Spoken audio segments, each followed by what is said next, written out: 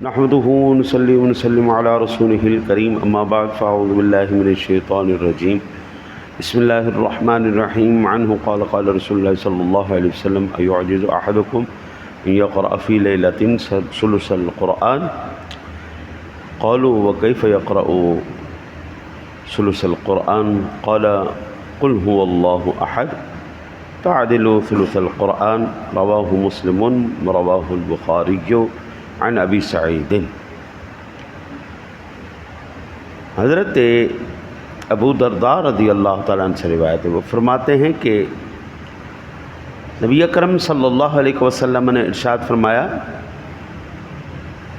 کہ تم اس سے عاجز ہو کہ ہر رات تہائی قرآن پڑھ لیا کرو، یعنی روزانہ 10 سپارے رات کو پڑھ کے سویا کرو۔ بولے کیسے قرآن پڑھا جا سکتا ہے؟ تہائی قرآن کیسے پڑھا؟ 10 سپارے روزانہ کون پڑھ سکتا ہے؟ تو فرمایا قل هو اللہ احد تہائی قرآن کے برابر ہے۔ اس روایت کو امام مسلم نے، امام بخاری نے حضرت ابو سعید رضی اللہ تعالی عنہ سے روایت کیا۔ عام اگر حافظ قرآن تلاوت کرے تو 15-20 منٹ کے اندر ایک سپارے کی تلاوت ہو جاتی ہے، اور اگر عام سادہ آدمی قرآن پاک کا سپارہ پڑھنے کی کوشش کرے تو آدھا گھنٹہ 25 منٹ 30 منٹ 25-30 منٹ کے اندر وہ ایک سپارہ مکمل کر لیتے ہیں۔ اب آپ اندازہ کیجئے کہ آدھا گھنٹہ اگر ہم لگائیں تو 5 گھنٹے ہو گئے، 5 گھنٹے کے اندر 10 سپارے پڑھے جائیں گے۔ ایک دن تو چلو آدمی کوشش کرے گا، یا 2 دن کا اگر یہ معاملہ ہو تو بندہ 1 دن یا 2 دن تو کوشش کر کے پڑھ لے گا 10 سپارے، لیکن روزانہ کیسے 10 سپارے پڑھے جا سکتے ہیں؟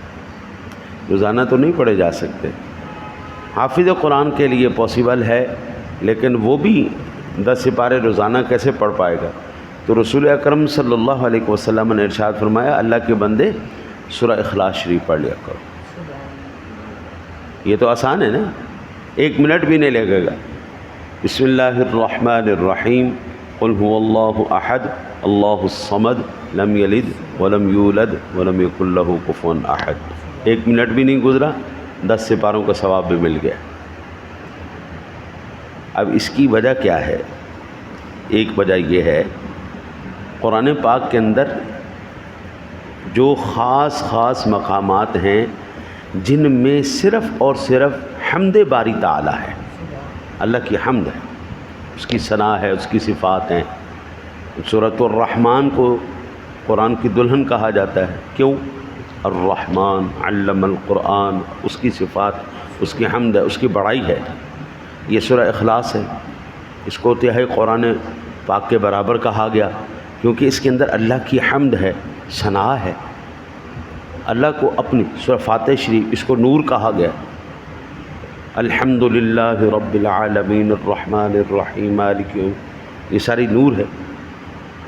اسی لیے کہ آپ کا میرا حمد کرنا اور ہے، اللہ کا اپنی حمد خود بیان فرمانا یہ اور بات ہے۔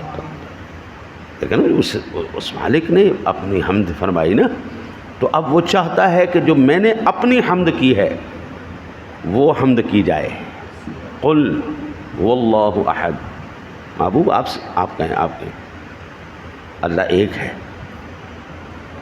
اس لیے دیکھیں قرآن پاک کے اندر 3 قسم کے مضامین پائے جاتے ہیں۔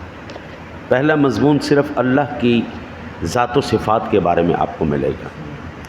دوسرا جو قسم ہے وہ قصے اور تمام جو پچھلی امتیں گزر چکی ہیں ان کے معاملات آپ کو نظر آئیں گے، اور آخری ہیں احکام۔ 3 قسم پر قرآن پاک تقسیم کیا گیا۔ اور سورہ اخلاص وہ سورہ مبارکہ ہے جس میں ذات و صفات کا مکمل ذکر پاک، اس لیے اس کو تہائی قرآن پاک کے برابر کہا گیا۔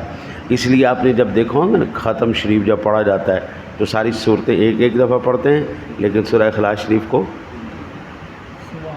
تاکہ کم از کم وہ جس بندے کے لیے ہم تلاوت کر رہے ہیں اس کو کم از کم ایک قرآن پاک کا ثواب تو جائے نا جی، ٹھیک ہے نا۔ یہ روایت کس نے نقل کی؟ امام مسلم نے اور امام بخاری نے۔ اللہ سے دعا ہے اللہ آپ کو مجھے عمل کی توفیق عطا فرمائے۔ اللهم صل على سيدنا